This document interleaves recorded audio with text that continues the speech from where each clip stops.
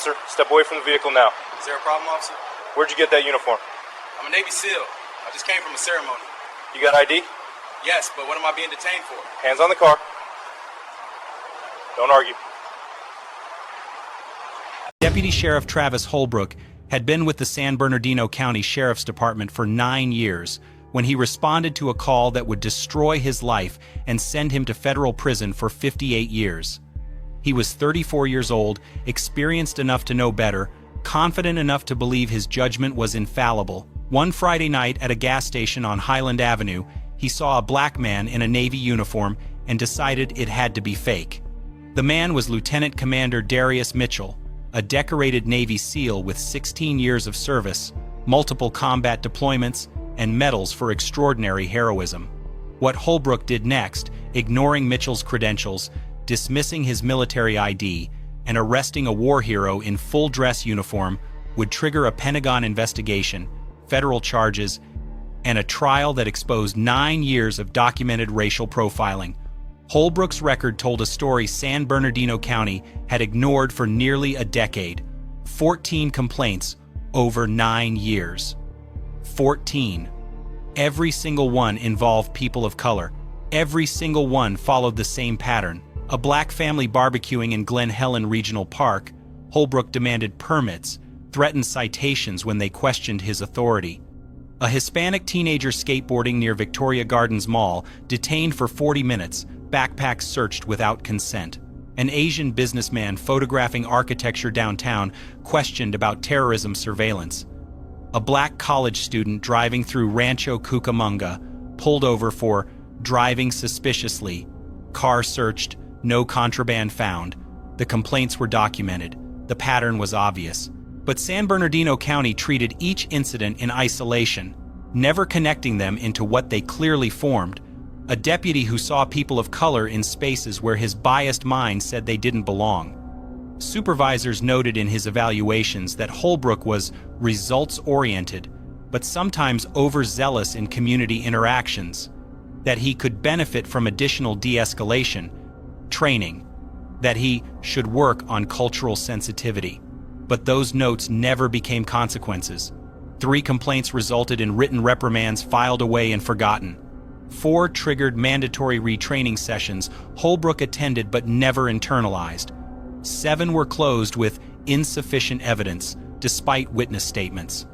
0 resulted in suspension, demotion, or termination. So Holbrook kept patrolling, kept stopping, kept assuming, and San Bernardino County kept ignoring the pattern until the night Holbrook targeted someone who couldn't be dismissed, someone whose credentials came with Pentagon backing, someone whose arrest would finally force accountability.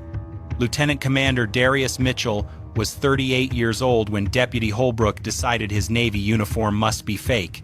Mitchell had been a Navy SEAL for 16 years. 16 years of service most people can't comprehend. He joined the Navy at 22, desperate to escape San Bernardino's cycle of poverty and violence that had claimed 3 of his high school friends. Basic training at Great Lakes, then BUD, Basic Underwater Demolition, SEAL training, where 80% of candidates quit. Mitchell didn't quit. 6 months of hell, cold water immersions, endless physical torture, sleep deprivation designed to break you. He graduated, earned his trident, the gold pin SEALs wear with pride. Then the real work began. First deployment to Iraq in 2009, Ramadi, clearing buildings, hunting high-value targets, watching teammates take fire. Second deployment to Afghanistan, Helmand Province, 8 months in the mountains, ambushes, IEDs, missions classified even now. Third, deployment back to Iraq, Mosul, the fight against ISIS, operations so intense Mitchell still had nightmares. Syria, Yemen, Somalia, places the American public never heard about, missions that never made the news. In 2016, during an operation in northern Iraq, Mitchell's team was ambushed. 8 SEALs pinned down by heavy machine gun fire, RPGs exploding, teammates wounded.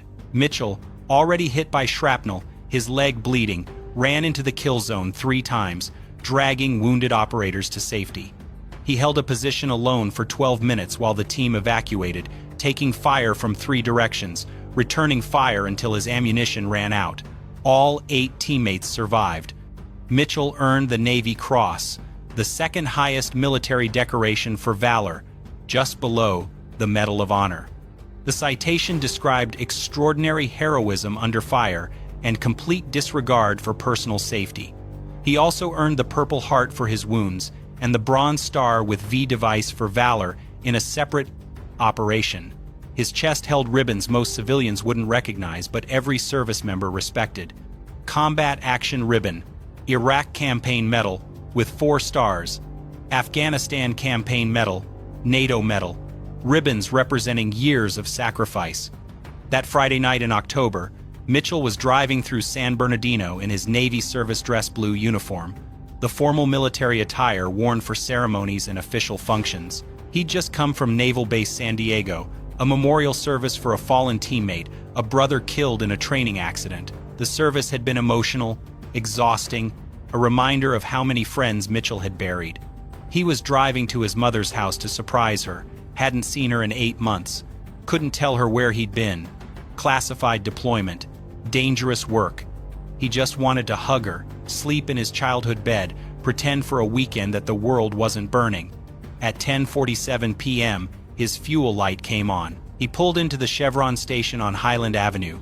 The Chevron station on Highland Avenue sits at the intersection where San Bernardino's working-class neighborhoods meet the slightly more affluent areas to the north. It's the kind of 24-hour station that serves late-night shift workers, long-haul truckers, and people just passing through. Bright fluorescent lights, 8 pumps, small convenience store with bulletproof glass at the counter. On a Friday night in October, the station was quiet. Just a few cars, people minding their own business, getting gas, and leaving. At 10:47 p.m., Lieutenant Commander Darius Mitchell pulled his silver Honda Accord into pump number 5. He stepped out, still in his Navy service dress blue uniform. The uniform is unmistakable: dark navy blue jacket with gold buttons, white shirt underneath, black tie, and matching navy trousers. On his left chest, rows of ribbons in precise military alignment, the Navy Cross at the top, its blue and white stripes immediately recognizable to anyone with military knowledge, Purple Heart below that, Bronze Star with the small bronze V device for valor, campaign medals, service ribbons, each one telling a story of deployment, sacrifice, combat. On his right chest, his gold seal trident, the eagle clutching an anchor, trident, and pistol, the pin every SEAL earns after years of training. His shoulder board showed 2.5 gold stripes, the rank insignia of a lieutenant commander, 04, equivalent to an army major. His military bearing was obvious: the way he stood, shoulders back, head up, the posture drilled into service members through years of training. His shoes were polished. His uniform was immaculate despite the long day.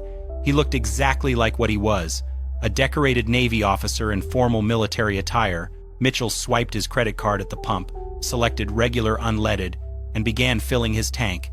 He was exhausted, emotionally drained from the memorial service, from saying goodbye to another teammate who'd survived combat only to die in a training accident.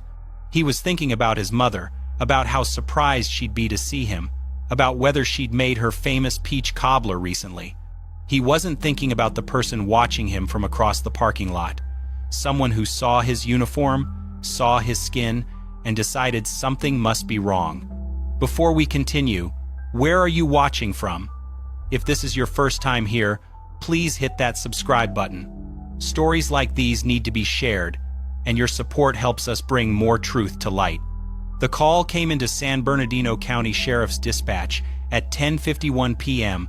Anonymous caller, refusing to provide a name, calling from a cell phone that would later be traced to an apartment complex 3 blocks from the Chevron station.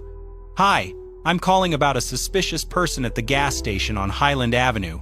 There's a black guy wearing what looks like a military costume, and he's been standing there for a while. He looks threatening. I think he might be impersonating a service member or something. Can you send someone to check it out?" The dispatcher asked standard questions. "Is the person doing anything threatening? Has he approached anyone? Is he carrying weapons?" "No, but he just looks suspicious. The uniform looks fake. I don't think he's really military. He doesn't look like he should be wearing that. The dispatcher logged the call, suspicious person, possible stolen valor, and sent it out. The call was assigned to Deputy Travis Holbrook, who was patrolling 2 miles away. Holbrook responded immediately. This was exactly the kind of call that activated every bias in his pattern. A black man in a space where Holbrook's assumptions said black men didn't belong, wearing something that seemed too legitimate, too accomplished, too authoritative for Holbrook to accept as real. In Holbrook's mind, the narrative was already written before he arrived. Black guy in military uniform at a gas station late at night, probably homeless, probably mentally ill, probably bought the uniform at a thrift store or online. Stolen valor, impersonating a service member, that's a federal crime. He's going to investigate, probably make an arrest. Another case closed. Holbrook didn't consider that the uniform might be real. He didn't think about calling the base to verify. He didn't wonder why someone impersonating military would wear such an elaborate, expensive, perfectly fitted dress uniform with specific medals and ribbons. He just saw a black man in a military uniform and decided it had to be fake. His bias was so complete, so ingrained after 9 years of targeting people of color without consequences, that evidence didn't matter. His assumptions overrode reality. He pulled into the Chevron station at 10:54 p.m., lights flashing, already approaching this as a criminal matter rather than a welfare check. Mitchell was finishing pumping gas, replacing the nozzle, closing his fuel door, when he saw the patrol car pull in fast, lights swirling red and blue across the concrete. Deputy Holbrook stepped out of his patrol car before it fully stopped, his hand resting on his duty belt near his weapon, his posture aggressive, confrontational. He walked directly toward Mitchell, who was standing next to his Honda, fuel door closed, receipt printing from the pump. Mitchell turned and saw the deputy approaching fast, lights still flashing, and his stomach dropped. He'd been here before, not exactly this situation, but close enough. He knew what was happening. Step away from the vehicle, hands where I can see them. Now. Mitchell raised his hands slowly, palms out, visible, non-threatening. His voice was calm, controlled, the tone of someone trained to de-escalate tense situations. Officer, I'm just getting gas. Is there a problem? Holbrook stopped 3 feet away, his eyes scanning Mitchell up and down, taking in the uniform, the medals, the insignia, and seeing none of it as real. Military costume isn't funny. You need to take it off right now. Mitchell's heart sank. He'd served 16 years, deployed to combat zones most Americans couldn't find on a map, earned medals for valor under fire, and he was being told his uniform was a costume. He recognized the tone, the assumption, the accusation. This wasn't about the uniform. This was about his skin. Officer, this isn't a costume. I'm an active duty Navy SEAL. I just came from a memorial service at Naval Base San Diego. I'm on my way to visit my mother. Holbrook's expression didn't change. Sure you are. Stolen valor is a federal crime. You're impersonating a military officer. Mitchell felt anger rising but kept his voice steady. 16 years of training, of staying calm under pressure, of controlling his reactions when lives depended on it. Sir, I'm not impersonating anyone. This is my uniform. I earned it. I can show you my military ID, my orders, anything you need to verify. I don't need to verify anything. I can see what's happening here. Holbrook stepped closer, his voice harder. You bought that uniform, put on some fake medals, and now you're walking around pretending to be something you're not. It's disrespectful to real service members. Mitchell's jaw tightened. He'd lost friends in Iraq and Afghanistan. He'd held dying teammates. He'd been wounded saving others. And this deputy was telling him he was disrespecting service members. Other customers at the gas station were starting to notice. A man at pump 3 slowed down, watching. A woman inside the convenience store pressed her face against the glass. Should officers verify military credentials before accusing service members? Drop your answer below. Mitchell reached slowly into his jacket pocket, moving deliberately so Holbrook wouldn't misinterpret the action. Officer, I'm reaching for my military ID. It's in my inside pocket. I'm going to show you my credentials. Keep your hands where I can see them." Holbrook's hand moved closer to his weapon. Mitchell froze, then moved even slower, pulling out his military ID card, the common access card that every service member carries. He held it out. "This is my military ID. Lieutenant Commander Darius Mitchell, United States Navy. My DoD ID number is right here. You can call Naval Base San Diego. You can call NCIS. You can verify everything." Holbrook took the card, glanced at it for maybe 3 seconds, and handed it back. "Anyone can print a fake ID. They sell them online for $20. Mitchell stared at him. The ID had holograms, security features, an embedded chip, the Department of Defense seal. It was as official as an ID could be. "This isn't fake. Look at the security features. Look at the hologram. This is a military common access card. It's impossible to fake convincingly. Looks fake to me." Mitchell pointed to his chest, to the rows of ribbons precisely aligned. "These ribbons, these medals, they're in the correct order according to military regulations. The Navy Cross, Purple Heart, Bronze Star with V device. These represent specific awards. You can verify every one of them. Anyone can buy fake medals online. I've seen it before." Holbrook's voice was flat, dismissive. Mitchell's patience was wearing thin, but he kept trying. "Sir, I'm asking you to make one phone call. Call the Naval Special Warfare Command duty officer. Call NCIS. They can confirm my identity in 5 minutes. I'm not asking you to take my word. I'm asking you to verify through official channels. I don't need to call anyone. I can tell what's real and what's fake." This was the moment where bias became impenetrable. Holbrook had decided before he arrived that Mitchell was impersonating a service member. Every piece of evidence after that, the ID, the uniform, the medals, the calm demeanor, was filtered through that initial assumption. He wasn't looking at a Navy SEAL. He was looking at a criminal trying to deceive him. The gas station security cameras were recording everything from 2 angles, one mounted above the pumps, one above the convenience store entrance. The footage would later show Mitchell standing calmly, hands visible, speaking in controlled tones. It would show Holbrook aggressive, dismissive, refusing to examine the evidence.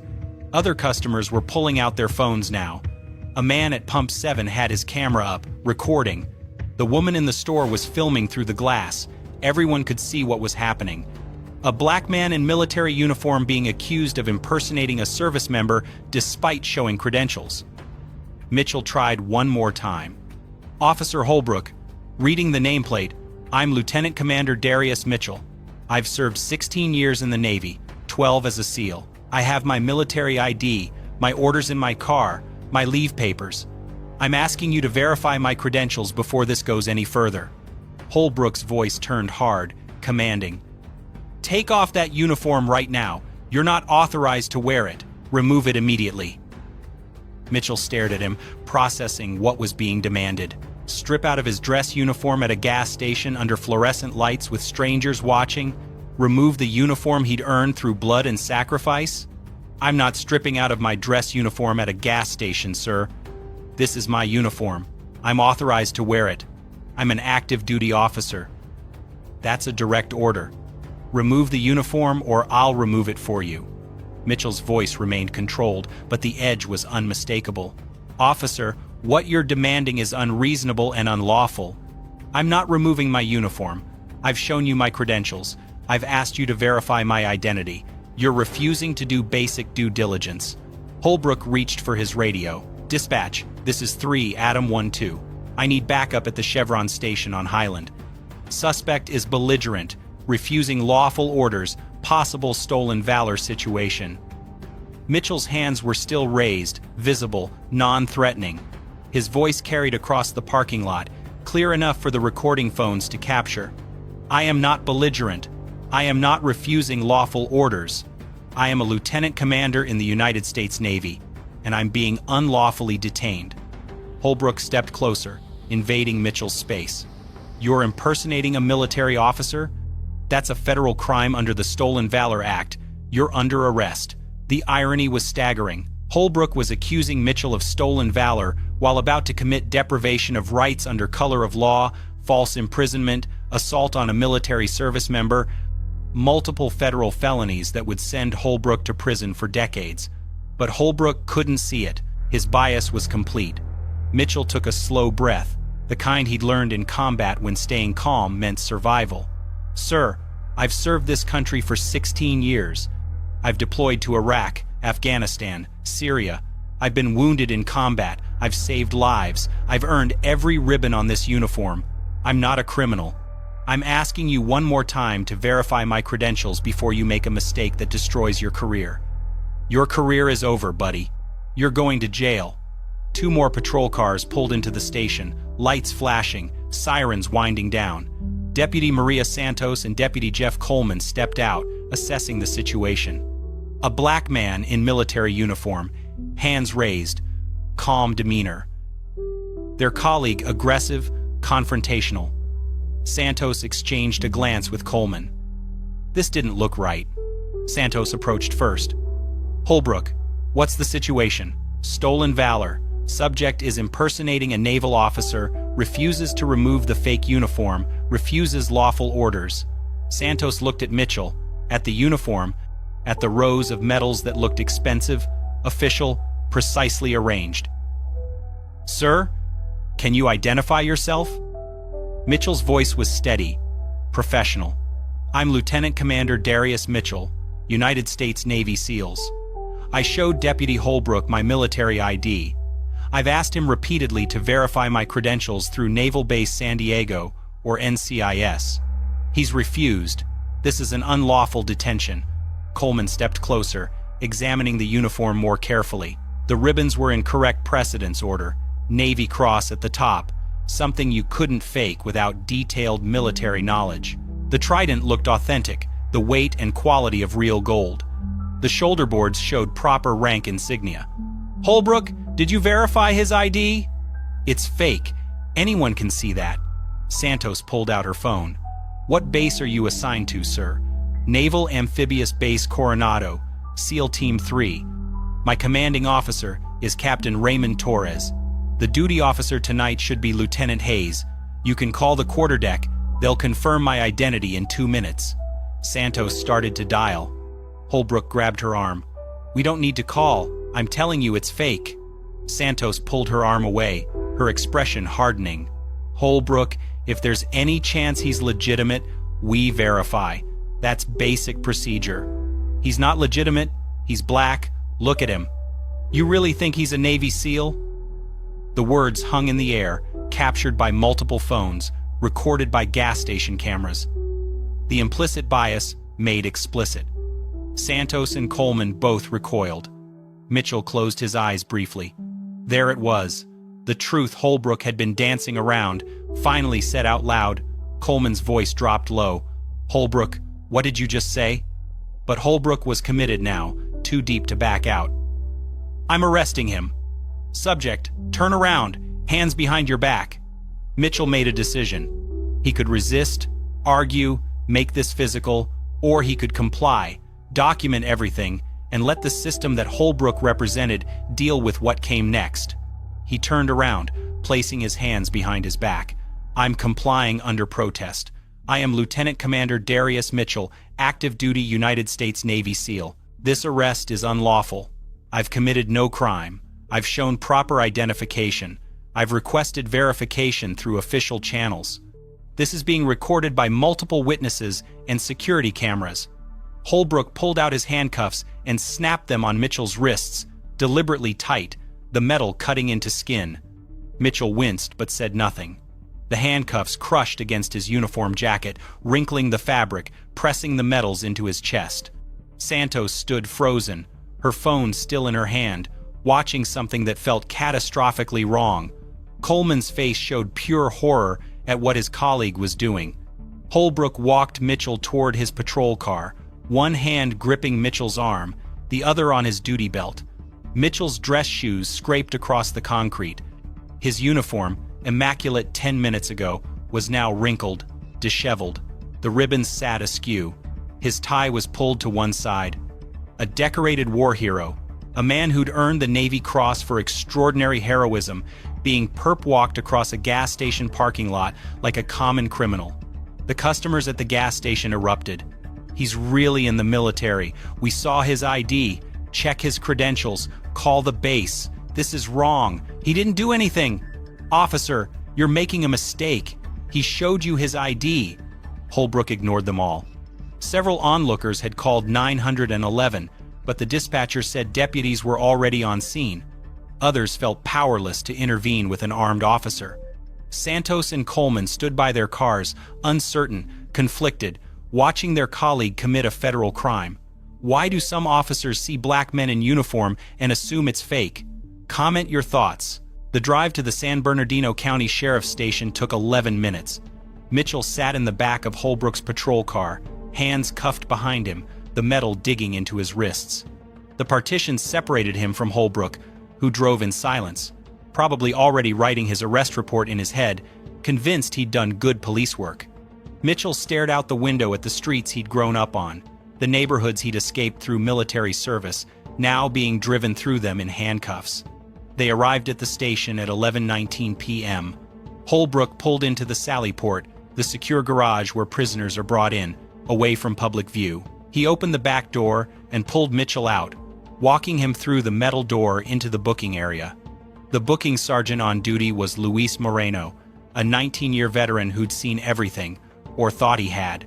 He looked up from his computer as Holbrook walked Mitchell in and froze. A man in Navy service dress blues, full uniform, rows of ribbons on his chest, the Navy Cross visible at the top, gold trident on his lapel, hands cuffed behind his back. Moreno stood up slowly. "Holbrook, what the hell did you arrest?" "Stolen valor. Subject was at a gas station impersonating a naval officer, wearing a fake uniform, fake medals. Refused to remove the uniform when ordered. Refused lawful commands. I'm booking him for impersonating a military officer under federal statute." Moreno walked around his desk, approaching Mitchell, examining the uniform more closely. The ribbons were in perfect order, arranged according to military precedence regulations. The Navy Cross, Navy and Marine Corps Medal, Purple Heart, Bronze Star with the small V device, Defense Meritorious Service Medal, Joint Service Commendation Medal, campaign ribbons from Iraq and Afghanistan. The uniform fit perfectly, tailored, expensive. The shoes were polished to a mirror shine. The trident looked like real gold, not costume jewelry. "Sir, what's your name?" "Lieutenant Commander Darius Mitchell, United States Navy, serial number N4378921. I showed Deputy Holbrook my military ID. I asked him to verify my credentials. He refused." Mitchell's voice was calm but carried the exhaustion of someone who'd been fighting an absurd battle for the past 30 minutes. Moreno held out his hand. "Can I see your ID?" Mitchell nodded toward his jacket pocket. "Inside left pocket." Moreno carefully reached into Mitchell's pocket and pulled out the common access card.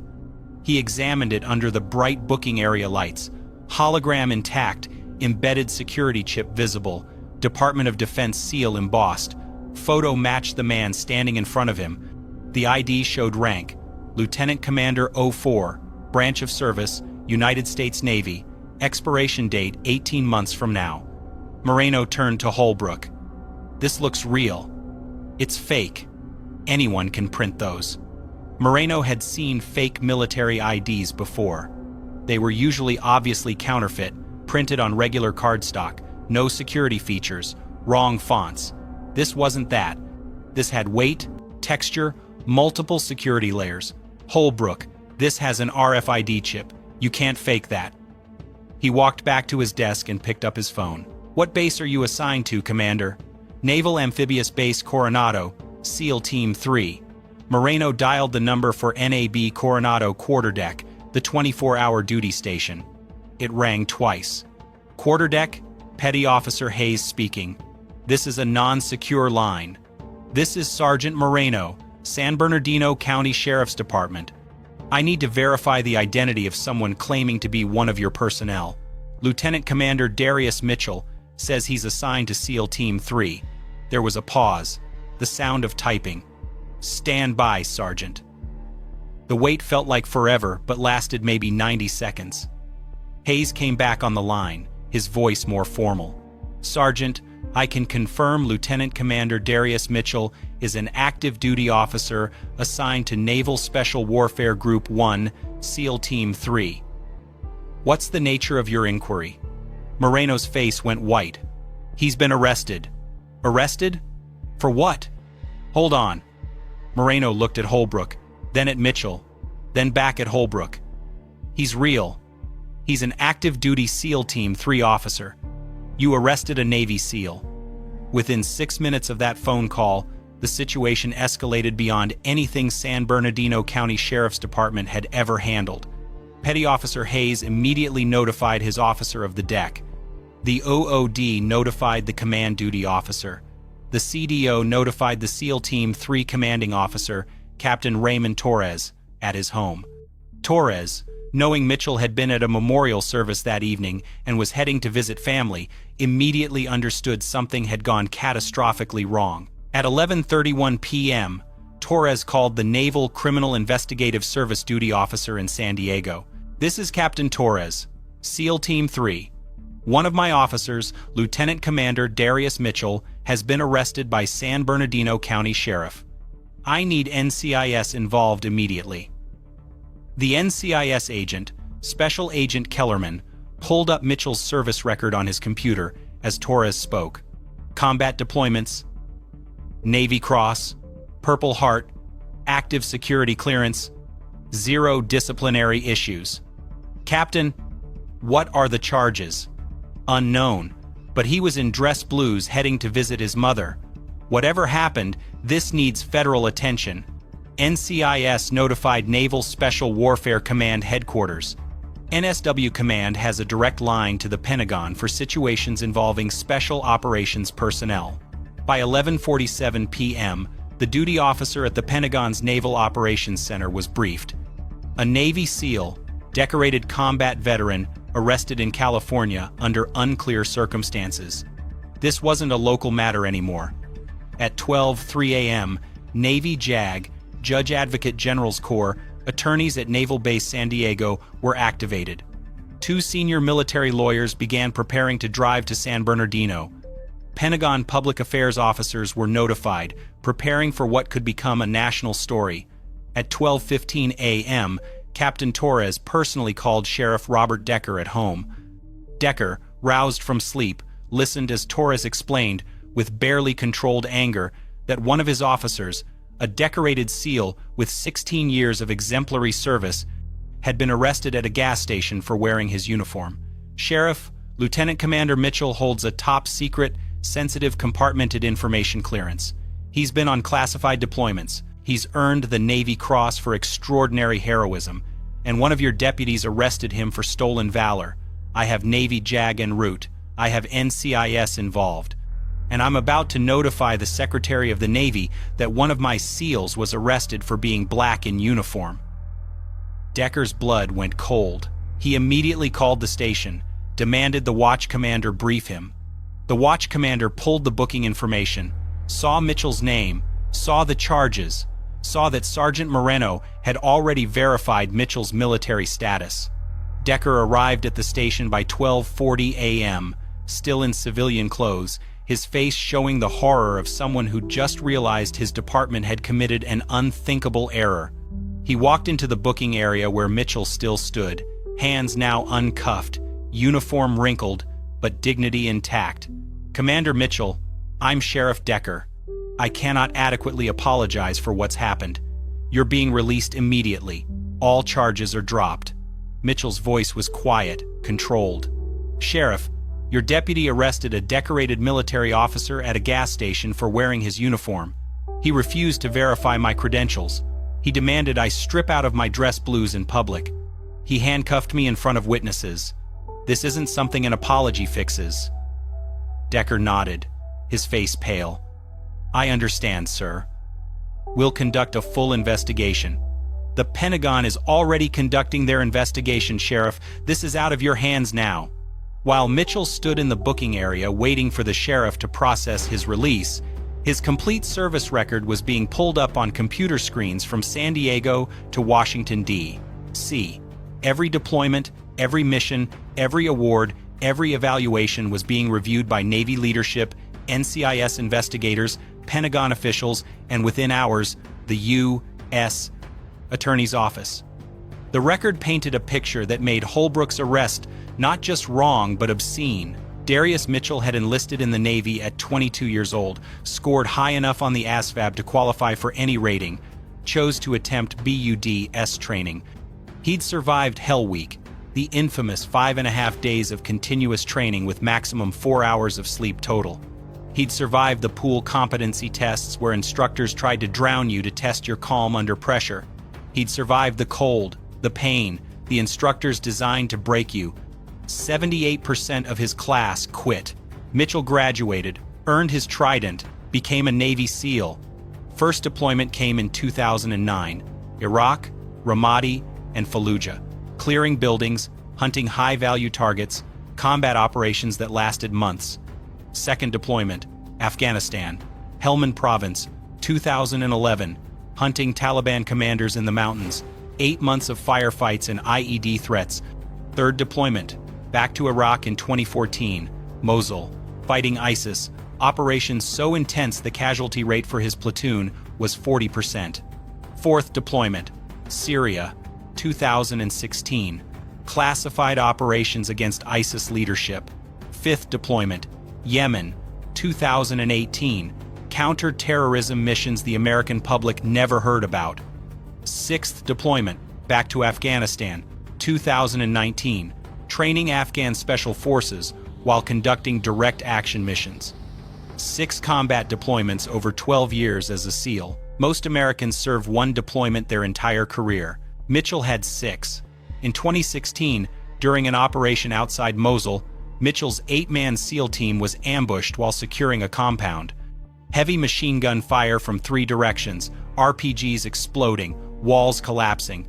2 teammates were hit immediately, wounded, unable to move. Mitchell, already hit by shrapnel in his left leg, bleeding, his uniform soaked with blood, ran into the kill zone. He dragged the first wounded SEAL to cover, 40 yards under continuous fire. Ran back into the kill zone for the second. Then a third teammate was hit. Mitchell went back again. He held a defensive position alone for 12 minutes while the team called for air support and evacuated the wounded. He fired his M4 until the magazine